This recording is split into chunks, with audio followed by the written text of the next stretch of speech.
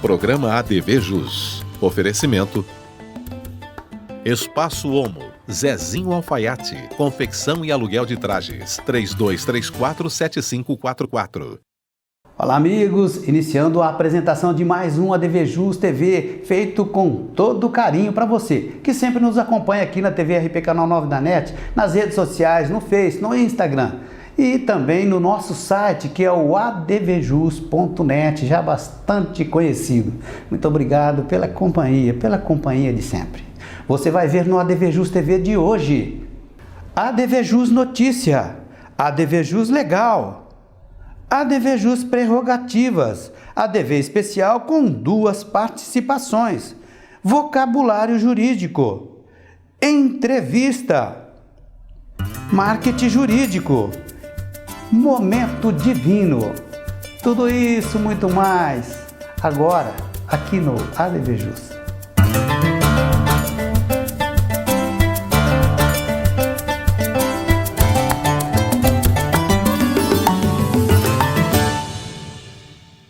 Ok? Iniciando o nosso ADV Jus TV de hoje. Como você já sabe, a gente gosta sempre de iniciar o programa com uma boa notícia. E essa aqui eu reputo sim uma notícia muito interessante. Olha, maior proteção para as mulheres, meta de interesse social. Essa notícia é do CNJ, essa mais proteção para as mulheres, meta de interesse social. Eu estou sublinhando porque realmente esse assunto é muito sério, né? Proteger vítimas de feminicídio e da violência doméstica e familiar contra as mulheres é o objetivo da meta 8, que se refere aos tribunais de justiça estadual. Você pode conhecer todas as metas estipuladas, né?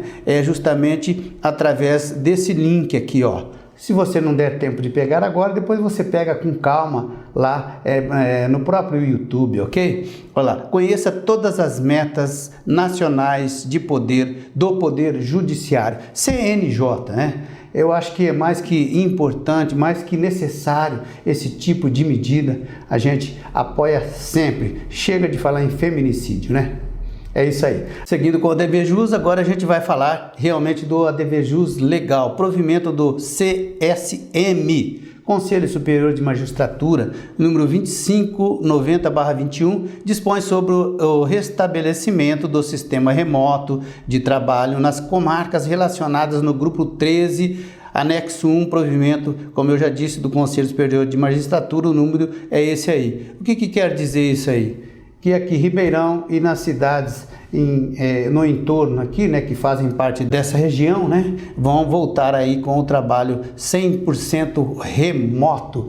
Todas as informações você encontra no website do TJ, mas voltou sim 100% remoto. Nossa, queremos que a pandemia vá, mas por enquanto trabalho 100% remoto, ok? Ok, agora a gente vai falando um pouquinho de prerrogativas, né? Prerrogativas do advogado. Tipos de honorários advocatícios. Atenção, colegas da advocacia. Seja você um advogado experiente, muito experiente, de média experiência ou um jovem advogado. Nós precisamos nos conscientizar do valor do nosso trabalho, ok? Existem aí vários tipos de honorários advocatícios.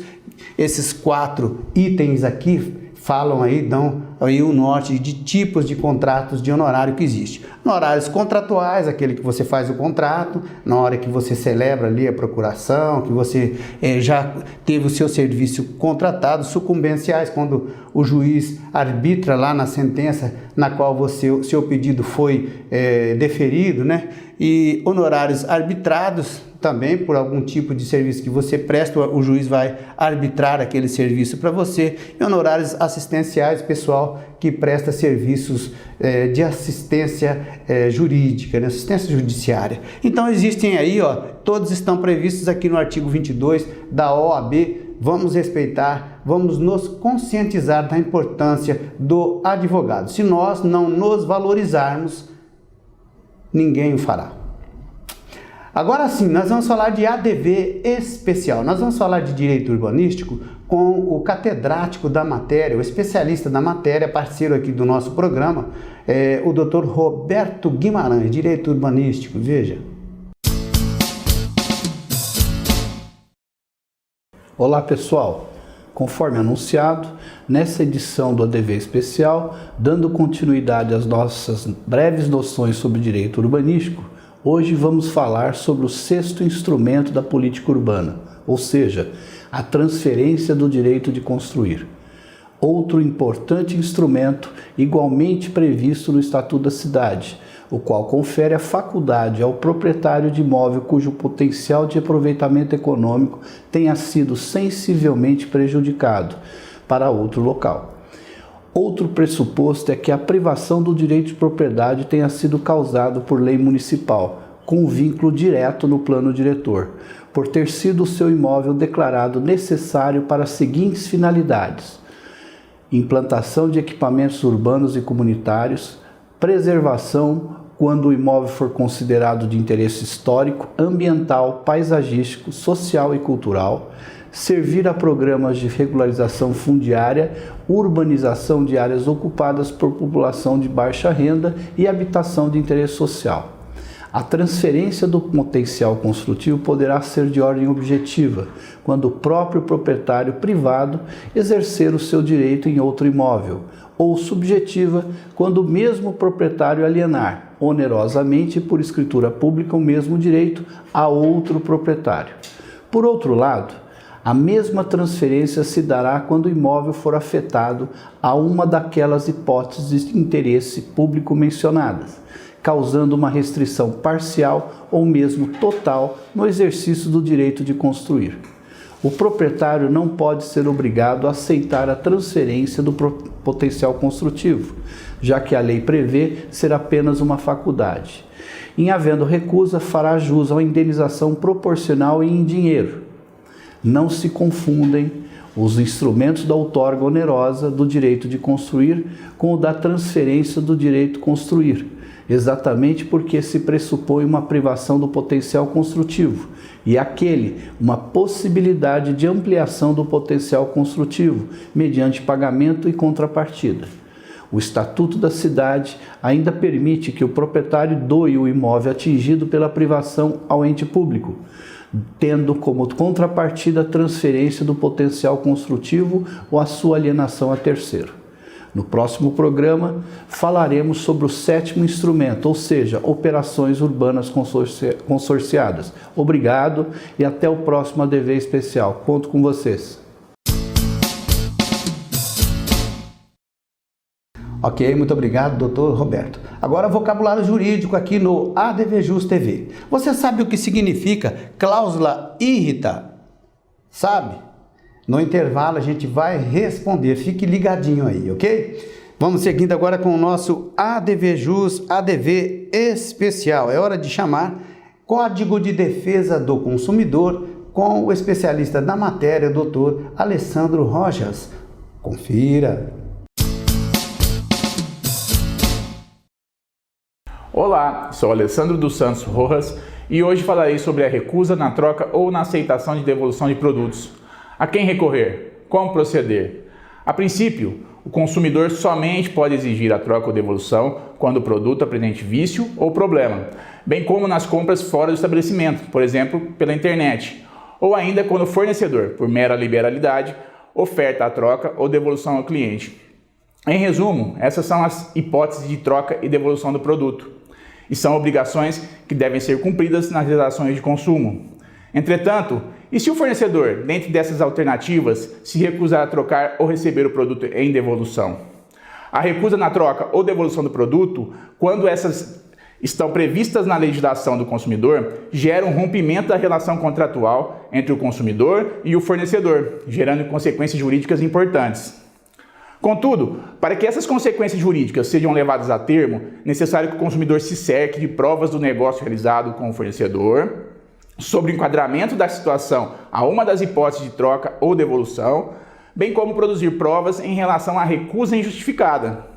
Após a produção dessas provas, o consumidor pode exigir alguns caminhos para ver seus direitos respeitados pelo fornecedor, quais sejam: consultar um advogado que poderá orientar na produção das provas necessárias e propor ação em face da empresa, para que essa seja obrigada a cumprir os ditames da legislação de proteção ao consumidor e, eventualmente, requerer a condenação em danos materiais e morais, sem prejuízo da troca ou devolução da mercadoria. O consumidor também pode fazer reclamação no PROCON, que intermediará o conflito havido na relação de consumerista, e eventualmente impor multa à empresa se constatada alguma violação do Código de Defesa do Consumidor. O cliente ainda poderá se valer do juizado especial civil da cidade onde reside, para sozinho propor uma ação onde o juiz decidirá quem tem razão nesse conflito. Existem ainda alguns sites que recebem reclamações dos consumidores e encaminham aos fornecedores, publicando essas reclamações em suas páginas, o que gera um desconforto na empresa em decorrência de possível mancha em sua imagem, muitas vezes havendo a solução do conflito, sem necessidade de desgaste das partes envolvidas. Portanto, fique atento para exigir seus direitos de consumidor, bem como o lojista deve se manter informado e assessorado juridicamente para atender seu cliente de forma adequada e evitar atritos desnecessários para a relação de consumo, se desenvolver pacificamente e sem prejuízos. Logo vou estar aí com novos temas relacionados ao direito do consumidor, aqui no ADV Especial. Até breve. Ok, muito bom. Código de Defesa do Consumidor com o Dr. Alessandro Rochas. Olha, meus amigos, nós vamos fazer um ligeiro intervalo, mas eu quero falar para você ficar ligadinho que na sequência nós vamos ter uma entrevista muito interessante com a doutora Marcela Fuga. Você vai gostar, eu tenho certeza. Assunto mais que atual. Voltamos já já após o intervalo. Arcângelo Imóveis, venda, locação e administração, compromisso e confiança. Arcângelo Imóveis. Ourpet, o app animal. Baixe já ou acesse ourpet.com.br e surpreenda-se.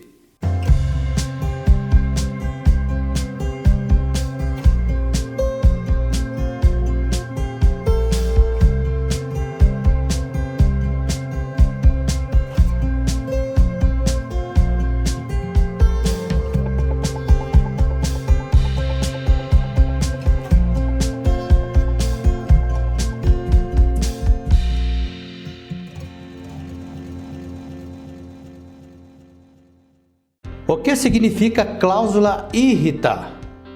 Cláusula contratual que conflita com a lei ou com outra disposição inserida no próprio contrato. Não tem efetivamente nenhuma validade.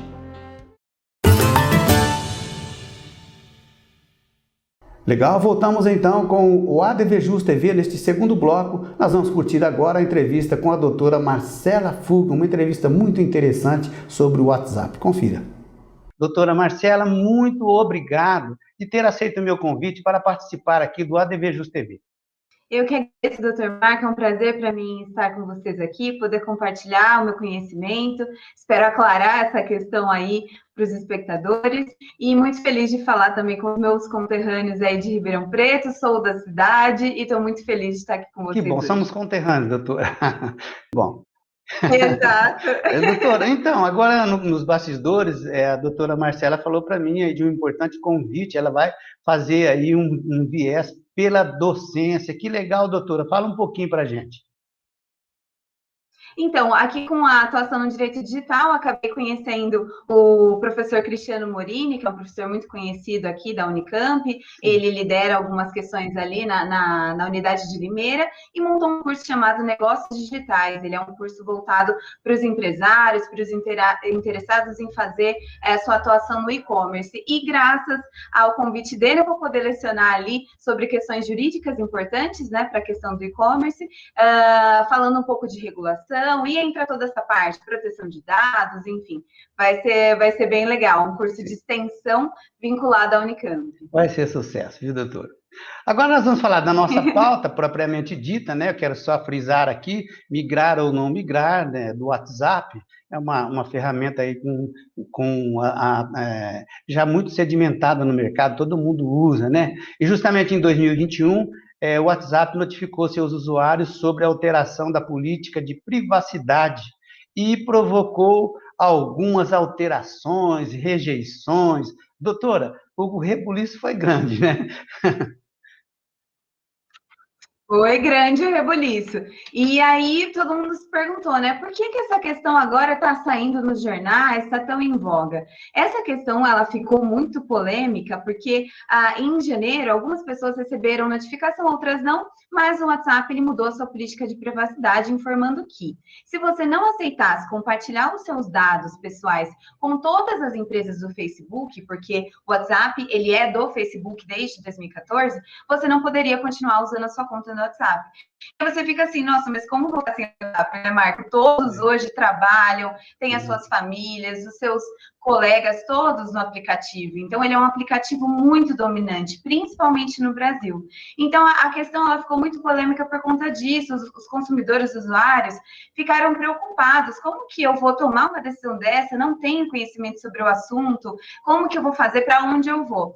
E essa polêmica, ela também se acentuou porque houve uma diferenciação. Aqui no Brasil, eles diziam, olha, a partir de fevereiro, ou você toma a decisão de ficar no WhatsApp, ou você sai. E aí, na União Europeia, que tem outras regras de proteção de dados, esse pegar ou largar não foi imposto aos usuários, porque lá as autoridades elas não deixaram que o WhatsApp colocasse esse tipo de exigência aos seus usuários. Então, essa questão aqui, a gente ficou muito nessa, por que vocês estão diferenciando, né, os usuários europeus aos brasileiros? Há uma desvalorização, então, do nosso direito, né, ante o direito europeu. Então, a questão começou daí, e aí eles sentiram essa pressão e acabaram colocando essa decisão para 15 de maio. Até lá a gente ainda vai ter muita discussão, mas então, em tese, hoje, você pode escolher, né, se você aceita esse compartilhamento ou não. O PROCON está atuando, a gente tem várias atuações, e até 15 de maio a gente vai ver ainda muita água passar por baixo dessa ponte. É isso mesmo.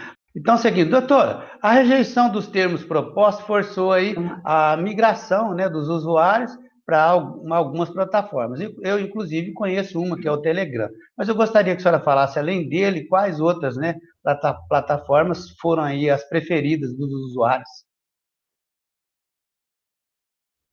Então, o Telegram, Marcos, justamente, era conhecido, ele tem algumas funcionalidades que é muito interessante para empresários e outros tipos de profissionais, porque ele tem algumas opções de você fazer grupos bem grandes, de só administrador mandar algumas mensagens, então ele tem algumas funcionalidades que são interessantes.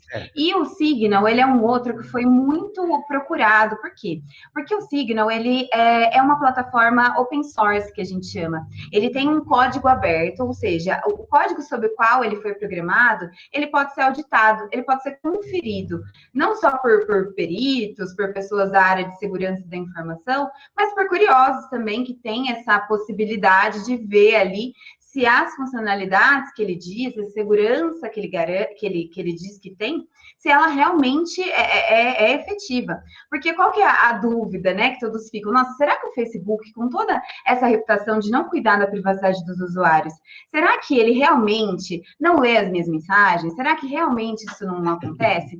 E a gente não consegue confirmar essa questão, porque ele não mostra para a gente os detalhes da tecnologia que ele utiliza para criptografia, por exemplo, e o Signal, por exemplo, ele já mostra uma série de coisas que você pode auditar, então conferir. Então, o Telegram foi uma plataforma que foi muito utilizada por conta desse alvoroço, e o Signal também é uma outra, só que o Signal é muito menos conhecido, principalmente no Brasil. Então, assim, é muito difícil você reunir um grupo de amigos, levar seus clientes para essa plataforma. Então, ela acabou ficando um pouco em segundo plano, apesar dela ser uma plataforma muito segura e muito querida aí dos profissionais de segurança da informação, porque, diferentemente do WhatsApp, por exemplo, as informações, tanto dados pessoais, que são nome, telefone, esse tipo de coisa, ela não coleta dados desnecessários, ela realmente coleta o mínimo, ela não comercializa, ela não direciona esses dados para propagandas, para publicidade. Então, ela não tem um interesse comercial, muito diferente do Facebook, que ele sobrevive, na verdade, da venda de todos os nossos dados, interesses, comportamentos para as empresas de vários ramos para direcionar publicidade para os seus usuários. Doutor, de tudo que você falou aí, né, dentro do nosso contexto aqui, a gente pode dizer assim que agora existe um instrumento forte ali de defesa que é justamente que vai proteger a todos, que é a LGPD, né? É um paredão lá, uma fortaleza para defender todo mundo. Exatamente. A LGPD, ela veio para garantir, Marco, que os cidadãos brasileiros eles têm um mínimo de respeito, um mínimo de cuidado com a vida pessoal, a intimidade, né? A gente sabe que desde a Constituição Federal de 1988, a intimidade, a privacidade, ela já está protegida pelo nosso ordenamento. E, por exemplo, o Código do Consumidor, que é uma coisa que completou 30 anos, mas a gente já está mais próximo, né, de todos os espectadores aí, ele já vem também cuidando disso. Mas a LGPD, ela tem um foco muito específico. Isso é um bate-papo, assim, bem longo, mas o que a gente pode trazer aqui de maneira mais simples? A Lei Geral de Proteção de Dados, ela faz com que as empresas, elas precisem agora ter uma clareza de o que você faz com os dados que entram na sua empresa. Você precisa coletar mesmo todos esses dados? Você precisa, por exemplo, receber currículos de interessados em vagas, guardar aquilo numa gaveta por anos e anos? Poxa, tem nome das pessoas, tem idade, tem endereço, tem um monte de coisa que vinculam aquelas pessoas. Então, hoje a gente tem a LGPD para proteger e exigir que as empresas se justifiquem também, que é uma coisa muito importante. E assim, Marco, a legislação, ela impõe também um órgão fiscalizador. A Autoridade Nacional de Proteção de Dados, que muitos vão ver aí na mídia como ANPD, esse é o órgão fiscalizador das empresas e do ambiente digital aqui no Brasil, para verificar se a lei está sendo cumprida. Mas como essa autoridade, ela ainda está meio incipiente, ela ainda não está muito atuante, o nosso querido PROCON e o Ministério Público estão aí fazendo as vezes e estão em cima desse assunto. Então, a gente está caminhando pouco a pouco nesse sentido. É isso mesmo. Doutora, também uma coisa importante aqui, que a senhora deixou muita coisa clara, mas também é interessante, né? Queria sua reflexão rápida, nós estamos chegando no finalzinho do nosso ADV Just TV de hoje, é que realmente as pessoas que vão migrar, eles precisam pensar ali na manutenção dos dados, né? E às vezes a plataforma antiga não vai garantir essa segurança com esses dados. Precisa pensar nisso também, né? Exato. Exatamente. Então, você precisa pensar muito bem antes de sair correndo. E também aquela coisa, Marco, que a gente fala do comportamento de manada. Não é porque todos estão indo e fazendo alguma coisa que você deve fazer. Às vezes, para o empresário, é muito conveniente, sim, ficar no WhatsApp. Não importa o que os outros estão fazendo. Agora, se você é uma pessoa que não trabalha com WhatsApp, se você tem uma vida bem privada, se você não coloca na rede tudo que você faz, onde você vai, e etc., talvez você seja, sim, conveniente você sair. E aí você só toma cuidado, claro, de ver o que você fez ali, o que você precisa, né, daquele aplicativo. E assim, Marco, também é importante destacar uma questão. A LGPD agora, ela deu uma série de poderes para os donos dos dados, que somos nós. E o que você pode fazer? Ah, não sei o que o WhatsApp tem sobre mim, eu não sei o que ele arquivou. Como que você pode saber isso? Não tem um botãozinho ali ainda no aplicativo. Tem algumas coisas que você consegue tirar do próprio aplicativo, solicitar os dados que eles têm, mas você pode fazer uma requisição. Você procura um e-mail de atendimento específico, às vezes para o titular de dados pessoais, ou um outro atendimento ao consumidor, você fala, quero saber, com base na Lei Geral de Proteção de Dados, que dados você tem, eu quero corrigi-los, eu quero que você elimine esses dados da sua base, eu não quero mais, eu apaguei o aplicativo, eu não quero que você tenha mais isso. Então, esses poderes todos foram dados aos cidadãos a partir dessa legislação. Muito bom. Quem sabe vai nascendo aí, ou vai nascer, a gente espera uma nova cultura, né? Quem sabe? A gente precisa, sim, de algumas mudanças, entre elas essa mudança de cultura. Ela é lenta, mas a gente não vai perder as esperanças. Quem sabe ela vem. Exatamente. A gente aqui precisa ir na humanidade e o que é A gente já está saindo desse mundo onde só o lucro vale, esse tipo de coisa já não cabe mais. Hoje a gente tem a sustentabilidade, a gente tem a atenção aos direitos dos cidadãos, então isso eu acredito muito que cada vez mais ficará forte aqui no nosso país. A gente está indo a passos um pouquinho lentos em alguns pontos, mas a gente tem profissionais muito capacitados e com base nisso a gente vai sim conseguir melhorar a nossa realidade. Legal, muito obrigado, doutora Marcela Fuga, advogada campineira. Agora é hora de falar de marketing jurídico. A gente sempre fala aqui, né, hoje, quem não se ligar da importância do marketing jurídico pode ser, ainda que de maneira tranquila, pode ficar excluído do mercado. O marketing jurídico é importantíssimo. A gente está aqui com o ADVJus, com as nossas páginas aí, inclusive o próprio Face, Instagram, né, o LinkedIn, e que você pode justamente valer-se para um marketing jurídico bastante efetivo. Eu acredito muito no marketing jurídico de imagem com conteúdo. Chegamos praticamente aí no crepúsculo do ADVJus TV. É hora de falar de vinho, momento divino, gosto muito.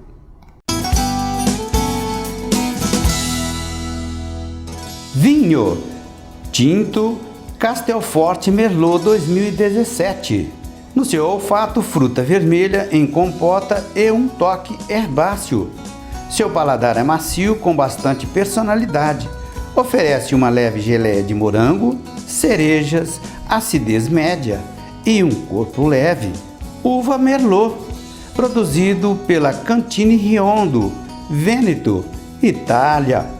Na sua harmonização, é ideal para carnes sem muita gordura, tal como vitelo e filé mignon. É uma excelente pedida, vinho tinto para tomar nos dias mais quentes. Uma delícia! Experimentem! Tchim, tchim!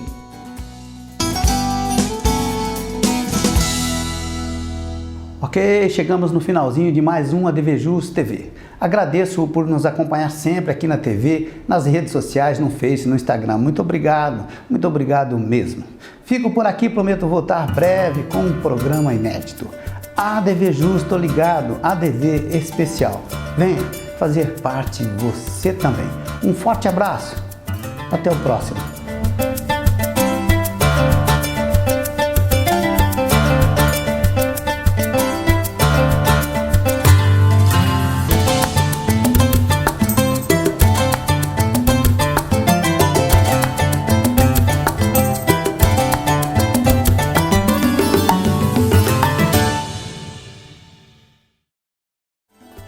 Programa ADVJus. Oferecimento Espaço Homo, Zezinho Alfaiate, confecção e aluguel de trajes, 32347544.